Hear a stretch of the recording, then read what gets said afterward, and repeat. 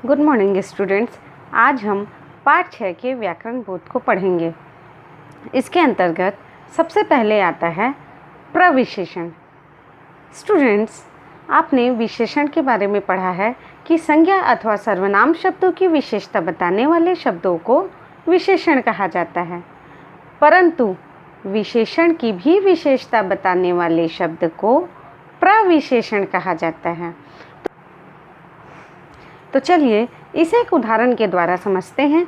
जैसे एक बहुत बड़े आदमी ने मुझसे कहा था, यहाँ पर बड़े शब्द विशेषण हैं जो कि आदमी की विशेषता बता रहा है, परंतु यहाँ पर बहुत शब्द प्रविशेषण हैं क्योंकि यह विशेषण शब्द बड़े की भी विशेषता बता रहा है। तो इस तरह बच्चों, ऐसे शब्द जो कि विशेषण की भी विशेषता बताते हैं वह प्रविशेषण कहलाते हैं।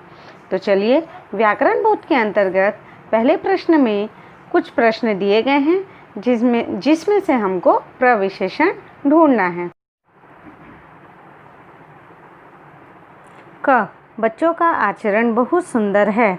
यहाँ पर सुंदर शब्द विशेषण है क्योंकि वह बच्चों के आचरण की विशेषता बता रहा है, और बहुत शब्द प्रविशेषण है क्योंकि यह विशेषण शब्द सुंदर की भी विशेषता बताने वाला शब्द है। इसी तरह ख में, वह बड़ी कातर दृष्टि से मेरी ओर देख रहा था। इसमें कातर दृष्टि विशेषण है और उसकी विशेषता बताने वाला शब्द बड़ी प्रविशेषण है। ग, भारतवर्ष ने भौतिक वस्तुओं के संग्रह को बहुत अधिक महत्व नहीं दिया।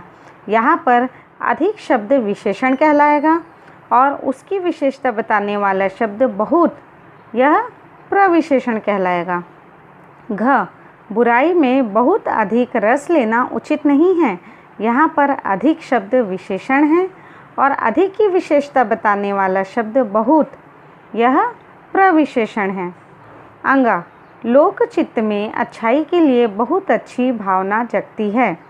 यहाँ पर अच्छी भावना विशेषण है और उसकी विशेषता बताने वाला शब्द बहुत प्रविशेषण है। अब इसके बाद दूसरा प्रश्न है कारक चिन्ह। कारक चिन्ह संज्ञा या सर्वनाम के जिस रूप से उनका संबंध क्रिया तथा अन्य शब्दों के साथ जाना जाता है उसे कारक कहते हैं, और इस संबंध को बताने के लिए जिन चिन्हों का प्रयोग किया जाता है उन्हें विभक्ति चिन्ह या परसर्ग कहते हैं। कारक के 8 भेद हैं और साथ ही साथ इसके चिन्ह भी दिए गए हैं। चलिए एक बार कारक के भेदों को पढ़ते हैं। कर्ता कारक का चिन्ह है ने, कर्म कारक का को, करण कारक से या के द्वारा, संप्रदान कारक को या के लिए, अपादान कारक से अलग होने के संदर्भ में, संबंध कारक का, के, की, रा, रे, री, अधिकरण कारक में, पर, संबोधन कारक हे, अरे। अब चलिए इसे विस्तार से पढ़ते हैं। कर्ता कारक, कर्ता अर्थात जो क्रिया कर रहा हो या जो कार्य कर रहा हो वह कर्ता कहलाता है, और इसका विभक्ति चिन्ह है ने। इसे एक उदाहरण द्वारा समझते हैं। गोपी ने कहानी सुनाई। यहाँ पर गोपी कर्ता है क्योंकि कार्य उसने किया है कहानी सुनाने का, तो कार्य करने वाला ही कर्ता कारक कहलाता है। इसके बाद आते हैं दूसरा कारक कर्म कारक पर। क्रिया का फल जिस पर पड़ता है वह कर्म कहलाता है। जैसे कि एक उदाहरण है, श्याम ने पौधों को पानी दिया। यहाँ पर पानी दिया यह क्रिया हो रही है, पर इसका फल किस पर पड़ रहा है? पौधों पर। तो जिस पर क्रिया का फल पड़ता है वह कर्म कहलाता है और इसका विभक्ति चिन्ह को है। इसके बाद है करण कारक। करण अर्थात साधन, जिस साधन के द्वारा किसी क्रिया को किया जाता है वह करण कारक कहलाता है। इसका एक उदाहरण देखते हैं। मैंने पेन से किताब लिखी। मैंने किताब लिखी, किससे लिखी? पेन से। तो यहाँ पर पेन शब्द साधन है, तो इसलिए पेन करण कारक कहलाएगा और इसकी विभक्ति चिन्ह है से। तो यहाँ पर करण कारक का विभक्ति चिन्ह से अथवा के द्वारा होता है। इसके बाद है संप्रदान कारक। संप्रदान कारक में कर्ता अपनी इच्छा से किसी के लिए कोई कार्य करता है या किसी को कुछ देता है। तो इसके कुछ उदाहरण देखते हैं। गरिमा ने मोहन के लिए उपहार खरीदा। तो यहाँ पर गरिमा के देने का भाव नज़र आ रहा है कि वह अपनी इच्छा से देना चाहती है। तो यहाँ पर के लिए शब्द आया है जो कि संप्रदान कारक का विभक्ति चिन्ह है। इसी तरह दूसरा वाक्य है गरीबों को वस्त्र दे दो।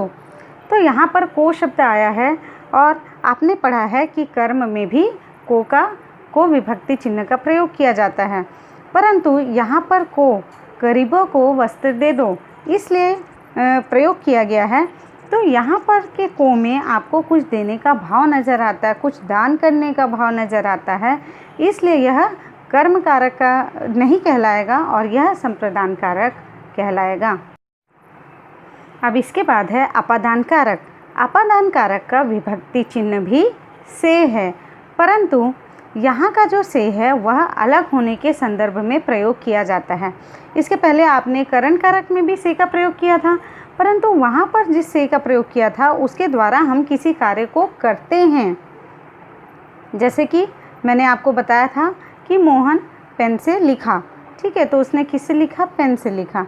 तो वहाँ पर किसी कार्य को करने के लिए जिस वस्तु का प्रयोग किया जाता है वह करण कारक कहलाता है और उसका विभक्ति चिन्ह भी से रहता है। परंतु यहाँ अपादान कारक में जो से प्रयोग किया जाता है वह किसी को अलग करने के लिए प्रयोग किया जाता है। जैसे वृक्ष से पत्ते गिरे, इसका मतलब क्या हुआ कि वृक्ष से पत्ते टूटकर नीचे गिर गए और यहाँ पर हमने यूज़ किया या प्रयोग किया से, क्योंकि अपादान का भी विभक्ति चिन्ह से है, परंतु यहाँ आने वाला से हमेशा अलग होने के भाव को प्रकट करता है। इसके बाद है संबंध कारक। इसका विभक्ति चिन्ह है का, के, की, रा, रे, री। इन विभक्ति चिन्हों के द्वारा किसी वाक्य में आए किसी संज्ञा या सर्वनाम का संबंध हमें किसी अन्य संज्ञा या सर्वनाम के साथ पता चलता है। तो इन विभक्ति चिन्हों द्वारा ही हमें संबंधों का पता चल पाता है। जैसे रोहन की बहन निकिता है, सिद्धार्थ का कॉलेज पास ही है। तो इस तरह से हम देखते हैं कि का, के, की तथा रा, रे, री विभक्ति चिन्हों द्वारा ही हमें किन्हीं भी दो चीज़ों के बीच संबंध समझ में आता है। इसके बाद है अधिकरण कारक। अधिकरण कारक अर्थात संज्ञा या सर्वनाम के जिस रूप से क्रिया के होने के स्थान तथा समय का ज्ञान होता है वह अधिकरण कारक कहलाता है। इसका विभक्ति चिन्ह है में तथा पर। जैसे इसके उदाहरण देखते हैं, गिलास में पानी है, इससे आपको पता चलता है कि पानी कहाँ है? गिलास में है। इसी तरह टेबल पर पुस्तक रखी है, तो यहाँ पर आपको पता चलता है कि पुस्तक का स्थान टेबल के ऊपर ही है। तो इस तरह से अधिकरण कारक का प्रयोग किया जाता है। इसके बाद है संबोधन कारक। संबोधन कारक का विभक्ति चिन्ह है हे, अरे। संज्ञा या सर्वनाम के जिस रूप से किसी को बुलाने या पुकारने का बोध हो उसे संबोधन कारक कहते हैं। जैसे उदाहरण देखिए, अरे श्याम, तुम कहाँ गए थे? हे ईश्वर, मेरा मार्गदर्शन करें जाता है। अब व्याकरण बोध में दूसरा प्रश्न दिया गया है, निम्नलिखित वाक्यों में कारक चिन्हों को रेखांकित करते हुए संबंधित कारक का नाम लिखिए। तो इसमें आप देखिए क, दोषों का पर्दाफाश करना बुरी बात नहीं है। यहाँ पर का कारक चिन्ह है और का से संबंधित कारक का नाम है संबंध कारक। ख, मैं रेलवे स्टेशन पर टिकट खरीदने गया। यहाँ पर कारक चिन्ह है और इससे संबंधित कारक का नाम है अधिकरण कारक। ग, मैं बस से यात्रा कर रहा था।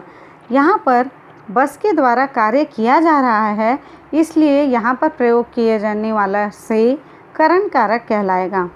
घ, रात में 10 बजे बस ने जवाब दे दिया। इसमें में है अधिकरण कारक और ने है कर्ता कारक। उसने कहा अड्डे से नई बस लाया हूँ। इसमें उसने कर्ता कारक है तथा से अपादान कारक है। इसके बाद तीसरा प्रश्न है, निम्नलिखित वाक्यों में कर्म कारक या संप्रदान कारक पहचान कर लिखिए। इसके लिए मैं आपको एक बार फिर से बता रही हूँ, कर्म कारक तब होता है जब वाक्य में क्रिया का फल कर्म पर पड़ता है, तो वह वाक्य कर्म कारक के अंतर्गत आता है। और संप्रदान कारक में जब किसी भी वाक्य में किसी को कुछ दिया जाता है या किसी के लिए कुछ किया जाता है अपनी इच्छा से, तो वह संप्रदान कारक के अंतर्गत वह वाक्य आता है। तो अब यहाँ पर देखते हैं, यहाँ पर 5 वाक्य दिए गए हैं। क, गांधी जी ने देश को आज़ादी दिलवाई। यहाँ पर अपनी इच्छा द्वारा कार्य किया गया है, इसलिए संप्रदान कारक के अंतर्गत यह वाक्य आएगा। ख, राम ने मोहन को पत्र लिखा था। इसमें भी राम की अपनी इच्छा थी, इसलिए यहाँ पर भी यह वाक्य संप्रदान कारक के अंतर्गत आएगा। ग, दूसरों को पीड़ा पहुँचाना पाप है। यह जिसका फल दूसरों पर पड़ रहा है, तो इसलिए दूसरों जो शब्द है वह कर्म कहलाएगा, कर्म कारक कहलाएगा और यह वाक्य कर्म कारक के अंतर्गत आएगा। घ, गुरु को नमस्कार है। यहाँ अपनी इच्छा से कार्य किया जा रहा है, इसलिए यह संप्रदान कारक के अंतर्गत आएगा। अंग, लोगों ने ड्राइवर को पकड़ लिया। यहाँ कार्य किया जा रहा है पकड़ने का और इसका फल किस पर पड़ रहा है? ड्राइवर पर, तो यह कर्म कारक के अंतर्गत आएगा। स्टूडेंट्स, यहाँ पर हमारे पाठ 6 का व्याकरण बोध समाप्त होता है।